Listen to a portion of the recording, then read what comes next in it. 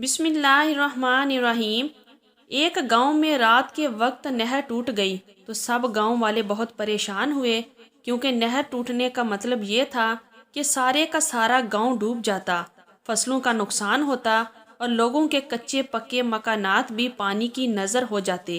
گاؤں والوں نے اپنی مدد آپ کے تحت اتحاد کا مظاہرہ کیا اور گاؤں کے سب مرد بند باندھنے چلے گئے۔ پیچھے سے اس گاؤں میں ڈاکو داخل ہوئے جو کہ تعداد میں 15 سے 20 تھے اور وہاں کی تمام عورتوں کی عصمت دری کر دی۔ ایک خاتون ایسی تھی، جب اس کے گھر میں ایک ڈاکو داخل ہوا تو اس نے اپنا کمرہ اندر سے بند کر دیا، ساتھ ساتھ کمرے کی کھڑکیاں بھی بند کر دی۔ حوث کے پجاری ڈاکو نے عورت کو کھڑکی میں جھانک کر دیکھ لیا تھا۔ وہ اس گاؤں کی سب سے حسین و جمیل عورت تھی اور ڈاکو اس عورت کو چھوئے بغیر واپس جانے کو تیار نہیں تھا۔ اس نے دروازہ توڑنے کی بہت کوشش کی مگر پھر بھی ناکام ہوا۔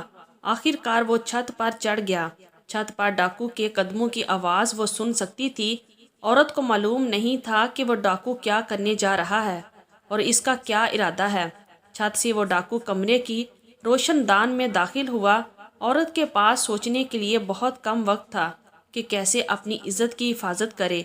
کافی دیر سوچنے کے بعد اس کے دماغ میں ایک ترکیب آئی۔ اس نے اپنی 6 سالہ بیٹی کی آنکھوں پر پٹی باندھی اور اپنے شوہر کی کلہاڑی دیوار سے اتاری۔ ڈاکو ابھی بھی روشن دان سے اندر آنے کی جدوجہد کر رہا تھا۔ وہ اس پوزیشن میں تھا کہ اس کا سر کمرے کے اندر اور دھڑ باہر تھا۔ عورت نے ہمت کی اور ڈاکو کے سر پر کلہاڑی کا وار کیا۔ تیز دھار کلہاڑی کی بدولت ڈاکو کا کام تمام ہو گیا۔ اس کا دھڑ کمرے سے باہر جبکہ سر کمرے کے اندر گرا۔ اس بہادر خاتون نے ڈاکو کو قتل کیا اور سر کاٹ دیا۔ واردات کے بعد جب تمام ڈاکو اس گاؤں سے چلے گئے تو تمام عورتیں اپنے پھٹے کپڑے سمیت گھروں سے باہر آئی اور روتے ہوئے ایک دوسرے کو روا داد بیان کرنے لگی کہ ان کے ساتھ بہت بڑی زیادتی ہوئی ہے۔ اتنے میں وہ بہادر عورت اپنے گھر سے باہر نکلی۔ عورتوں نے دیکھا کہ اس کے گھر میں داخل ہونے والا ڈاکو کا سر اس نے ہاتھ میں اٹھا رکھا تھا اور نہایت غیرت و خودداری کے ساتھ وہ ان کے طرف آنے لگی۔ اس خاتون نے بلند آواز میں کہا، کیا تم نے سوچ لیا تھا کہ وہ مجھے مارے بغیر میری عزت تار تار کر سکتا ہے؟ مجھے مرنا تو قبول تھا مگر یہ برداشت نہیں کر سکتی کہ وہ ڈاکو میرے ایک بال کو بھی چھو لے۔ گاؤں کی عورتوں نے ایک دوسرے کی طرف دیکھا اور فیصلہ کیا کہ اسے قتل کر دیا جائے تاکہ ان کی عزت بچی رہے اور ان کے شوہر کام سے واپس آنے پر ان سے یہ نہ پوچھیں کہ تم نے اس کی طرح مزاحمت کیوں نہ کی۔ اگر اس عورت نے ڈاکو کو جان سے مار دیا تو تم سب مل کر کسی ایک ڈاکو کا مقابلہ نہ کر سکی۔ پھر ان سب نے مل کر اس بہادر خاتون پر ایک ساتھ حملہ کیا اور بالآخر اسے قتل کرنے میں کامیاب ہو گئی۔ انہوں نے ذلت کو زندہ رکھنے کے لیے عزت کا قتل کر دیا، سچ کو دبانے کے لیے جھوٹ کا سہارا لیا۔ یہی حال آج ہمارے معاشرے کے چور، حرام خور، کرپٹ لوگوں کا ہے۔ وہ ہر عزت دار خوردار شخص کو مارتے ہیں، غریب اور سفید پوش کو حقیر جانتے ہیں اور استحصال کرتے ہیں تاکہ اس کی کرپشن، جھوٹ اور چوری حرام خوری کے خلاف کوئی بات نہ کر سکے۔ اصل میں یہ لوگ اپنی عزتیں اتروا چکے ہیں اور عزت داروں کا جینا حرام کر رکھا ہے۔ حشمت جلال الدین خان بتاتا ہے کہ میں اسلام آباد میں منی ایکسچینج کا کام کرتا ہوں۔ چند دن پہلے میں اپنے دفتر کے باہر کھڑا تھا کہ ایک بھکاری لوگوں سے بھیک مانگتا ہوا مجھ تک پہنچا۔ میں رقم کے حساب و کتاب میں مصروف تھا۔ وہ خیرات کا سوال کرنے لگا۔ مجھے اس کی آواز پریشان کر رہی تھی۔ میں اس کو مسلسل نظر انداز کرتا رہا مگر وہ سوال کرتا رہا، یہاں تک کہ میں نے اسے دھکا دیا۔ وہ زمین پر گرا اور بیٹھ کر رونے لگا۔ مجھے اس پر ترس آیا۔ میں نے اسے اٹھایا، کپڑے جاڑے، اس کی خیرات والی پوٹلی اٹھا کر اپنے دفتر میں لے گیا۔ اسے عزت کے ساتھ کرسی پر بٹھایا۔ اپنے ملازم سے کہا کہ اس کو چائے پانی پلاؤ اور پھر 500 روپے اس کے ہاتھ میں رکھ دیے۔ جب وہ میرے دروازے سے نکلنے لگا تو میرے دل میں نہ جانے کیا خیال آیا کہ میں نے اسے پوچھا کہ تم کو اتنی زور سے دھکا نہیں لگا تھا لیکن تم رونے لگ گئے۔ میری بات سن کر وہ بھکاری واپس پلٹا، اسی کرسی پر بیٹھ گیا جس پر پہلے میں نے اسے بٹھایا تھا۔ پھر اس نے واقعہ سنایا کہ میرا نام ابراہیم چانڈو ہے۔ میں گوٹکی شہر کے اندر پراپرٹی ڈیلنگ کا کام کرتا تھا۔ میرے کئی پلاٹ اور گھر تھے۔ اس کے علاوہ میں نے ذاتی مارکیٹ بنا رکھی تھی، جس کے اندر ایک دکان میں نے اپنا دفتر بنایا ہوا تھا۔ جس طرح آج میں بھیک مانگتا ہوں اور بھیک مانگتے ہوئے آج پہلی بار آپ سے ملا ہوں، اسی طرح ایک بار میں اپنے دفتر میں بیٹھا ہوا تھا۔ میرے دفتر میں ایک نوجوان لڑکی بھیک مانگنے کے لیے داخل ہوئی۔ میرے دفتر میں 2-3 لوگ اور بھی بیٹھے ہوئے تھے جنہوں نے میری ہی مارکیٹ میں دکانیں کرائے پر لے رکھی تھی۔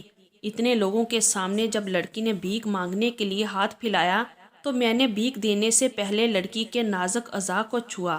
لڑکی نے سخت رد عمل کیا اور مزاحمت کی تو میں نے بھی غصے سے انکار کر دیا اور لڑکی رونے لگی اور آنسو بہاتے ہوئے ایک بار پھر میرے سامنے اپنا ہاتھ پھیلا دیا۔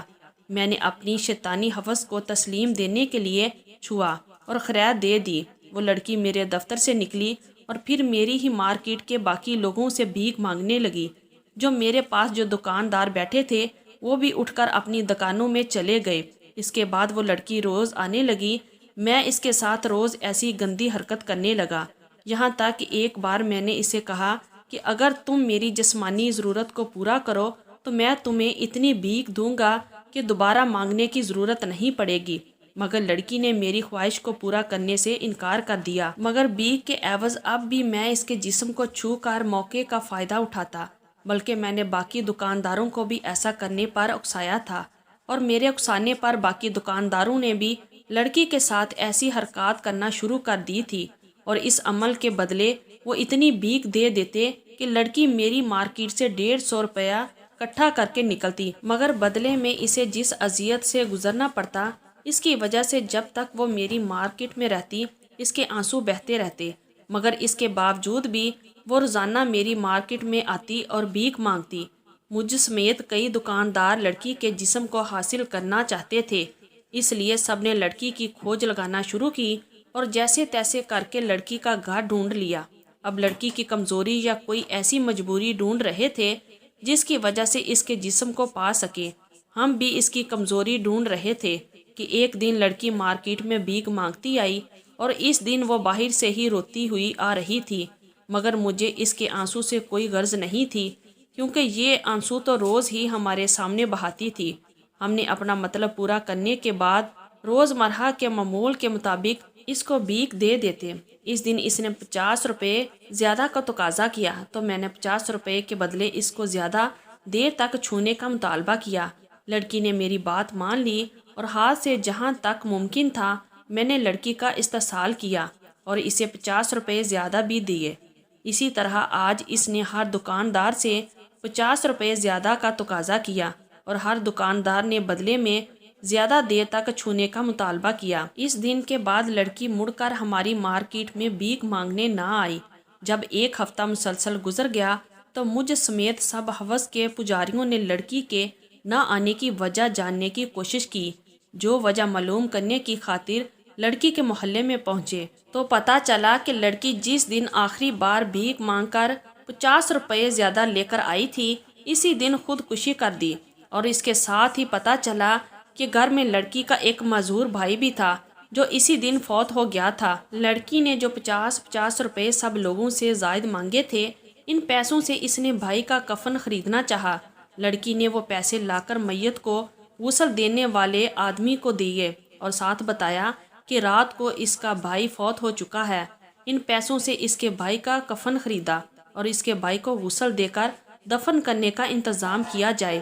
اس آدمی نے وہ پیسے لڑکی سے پکڑے، ایک آدمی کو کہہ کر لڑکی کے بھائی کی موت کا اعلان کروایا اور خود کفن خریدنے کی خاطر بازار چلا گیا۔ اہل محلہ نے جب لڑکی کے بھائی کی موت کا سنا تو اس کے گھر پہنچے تو دیکھا کہ لڑکی گلے میں پھندا ڈالے چھت کے ساتھ جھول رہی تھی۔ اس کی روح جسم سے پرواز کر چکی تھی، جبکہ ساتھ میں ہی لڑکی کے معذور بھائی کی لاش پڑی تھی، جسے اپنے طور پر لڑکی نے غسل دے کر تیل پاؤڈر وغیرہ لگا کر بالوں کو کنگھی کر کے گھریلو حالات کی نسبت بہتر کپڑے پہنا کر لٹا رکھا ہے۔ لڑکی کے بھائی کی لاش اکڑ چکی تھی، جسے پتہ چلتا ہے کہ لڑکی کا بھائی بہت پہلے فوت ہو چکا تھا اور لڑکی نے اپنے تئیں اسے غسل وغیرہ دے کر اس کے جسم کو صاف کر کے لٹایا تھا اور پھر بھیک مانگنے کے لیے باہر مارکیٹ گئی۔ آج مارکیٹ میں داخل ہوتے ہی لڑکی کی آنکھوں میں بہتے آنسو کی وجہ یقیناً اس کے گھر میں پڑی ہوئی اس کے معذور بھائی کی لاش تھی۔ یہی وجہ تھی کہ آج اس نے سب سے 50 روپے زیادہ مانگے تھے۔ اس کے بدلے زیادہ دیر تک شیطانی درندوں کی ہوس کا نشانہ بننا پڑا تھا۔ جب اس کے اندازے کے مطابق لڑکی نے اپنے اور اپنے بھائی کے کفن کے پیسے جمع کر لیے تو وہ اپنے گھر واپس آ گئی۔ اس نے وہ سارے پیسے جا کر اس شخص کو دیے جو مردہ لوگوں کو غسل دیتا تھا، اور بھائی کے کفن دفن کا انتظام کرنے کا کہا۔ اس کے بعد آ کر خودکشی کر لی، کیونکہ آج اس کے زندہ رہنے کا مقصد ختم ہو چکا تھا۔ وہ فقط اپنے معذور بھائی کی وجہ سے زندہ تھی، کیونکہ وہ جانتی تھی کہ اس کی موت کے بعد اس مصروف دنیا میں کوئی انسان بھی اس کے بھائی کی خبر گیری نہیں کرے گا، اور اس کا بھائی مر جائے گا، وہ بھی بھوک اور پیاس سے تڑپ تڑپ کر۔ لوگ بھی اس کے بھائی کے لیے کفن دفن کا انتظام تب کریں گے جب اس کی لاش سے تفن اٹھنے لگے گا۔ اپنے بھائی کا پیٹ بھرنے کی خاطر جس طرح کی اذیت کا سامنا کر کے وہ لڑکی بھیک مانگ لیتی تھی، یقیناً اس نے کئی بار اپنے بھائی کو اپنے ہاتھوں سے مارنے کا سوچا ہوگا تاکہ وہ دونوں بہن بھائی اس ظالم دنیا سے چلے جائیں، مگر بھائیوں میں تو بہنوں کی جان بستی ہے، پھر چاہے وہ گنگا بہرا ہو یا معذور کیوں نہ ہو۔ بہنوں کے لیے اپنے بھائی کی جان لینا کہاں ممکن ہوتا ہے، اس لیے وہ چپ چاپ ہماری درندگی سہ لیتی اور گھر آنے سے پہلے اپنے آنسو پونچھ کر مسکراتی تاکہ اس کا بھائی اس پر بیتی قیامت اور ظلم کو جان نہ سکے، ورنہ کوئی بھی غیرت مند بھائی ایسا لقمہ پیٹ میں اتارنے سے بہتر بھوک سے مر جانا بہتر سمجھتا ہے، جس لقمے کے بدلے ان کی بہن کو مجھ جیسے درندے نوچتے ہوں۔ آج اس کا بھائی مر گیا تو لڑکی کے زندہ رہنے کی وجہ بھی ختم ہو گئی، اس لیے آج اس نے اپنے بھائی کا کفن دفن کا انتظام کرنے کے بعد خود کو بھی اس زندگی سے نجات دی۔ اس نے تو موت کو گلے لگا کر دنیا کے عذاب سے جان چھڑا لی، لیکن میرا عذاب شروع ہو گیا۔ جوا کھیلنے لگا اور جوے میں اپنی ساری دولت ہار گیا، دولت جو میرے اللہ نے مجھے عطا کی اور اللہ کی راہ میں خرچ نہیں کرتا تھا، وہ دولت اپنے ہاتھوں سے میں نے ایک جواری کو دے دی۔ میرے بچے عیش و عشرت کی زندگی گزارنے کے عادی تھے، جب وہ فاقوں میں مجبور ہوئے تو انہوں نے مجھ سے تعلق ختم کر لیا، مجھے گھر سے نکال دیا، خود محنت مزدوری کرنے لگا۔ میں نے اپنی اولاد کی لاکھ منت کی کہ مجھے ساتھ رکھو، لیکن انہوں نے مجھے ایک اضافی بوجھ سمجھا۔ مجھے میرے ہی شہر میں کوئی شخص پہچاننے کو تیار نہیں تھا۔ میں جس کے سامنے بھی بھیک مانگنے کے لیے ہاتھ پھیلاتا تو وہ شخص میرے ماضی اور لڑکی پر کیے ظلم سے واقف تھا، اس لیے مجھے کوئی خیرات تک نہیں دیتا تھا۔ مجبورا یہاں آ گیا۔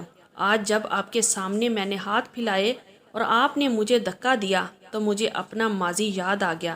میں سوچنے لگا کہ کبھی جب میرے سامنے کوئی ہاتھ پھیلاتا تو اس کی مجبوری سے میں کس طرح فائدہ اٹھاتا۔ اسی ظلم کی وجہ سے آج میں خود خالق کی مخلوق کے سامنے ہاتھ پھیلانے پر مجبور ہوں۔ میری اللہ تعالیٰ سے دعا ہے کہ یہ نظام یہیں رک جائے، کل کو کہیں میری جگہ پر آپ نہ کھڑے ہوں۔ حشمت جلال صاحب بتاتے ہیں کہ میں اس کی بات سن کر لرز گیا، اس سے اپنے رویے کی معافی مانگی اور ساتھ ہی بتایا کہ اللہ تعالیٰ کی ذات غفور و رحیم ہے، اس کا رحم اور اس کی مغفرت اس کے غضب پر غالب ہے۔ میری دعا ہے کہ اللہ تعالیٰ تم کو معاف فرمائے، لیکن یاد رکھنا اگر میرے اختیار میں ہوتا تو میں تمہیں اس سے بھی بدتر حال میں کر دیتا۔ تم نے جو ظلم کیا ہے اس پر تمہیں کبھی معافی نہیں ملے گی۔ ساتھ ہی میں نے اس کی پوٹلی اٹھائی اور عزت کے ساتھ دروازے کے ساتھ چھوڑا اور کہا کہ کوشش کرنا آئندہ تم میرے سامنے نہ آؤ، تمہارے حصے کا صدقہ خیرات بھی سیکورٹی گارڈ کو پکڑا دیا کروں گا، تم جب بھی آؤ گے وہ تمہیں دے دیا کرے گا، لیکن کوشش کرو کہ ہر آدمی کو اپنی بات بتاؤ تاکہ دولت پر فخر کرتے ہوئے فرعون بنے، یہ لوگ سمجھ سکیں کہ یہ دولت در حقیقت ان کی نہیں بلکہ اللہ تعالیٰ کی عطا کرتا ہے، اور یہی بہتر ہے کہ اس دولت کو مخلوق خدا پر لگایا جائے۔ اللہ تعالیٰ ہم سب کو نیک اعمال کرنے کی توفیق عطا فرمائے، آمین یا رب العالمین۔ یہ تھی ہماری آج کی سٹوری۔ اگر آپ لوگوں کو اچھی لگی ہے تو پلیز ویڈیو کو لائک کیجئے اور ہمارے چینل کو بھی سبسکرائب کیجئے اور کمنٹ باکس میں اپنی رائے کا اظہار ضرور کیجئے۔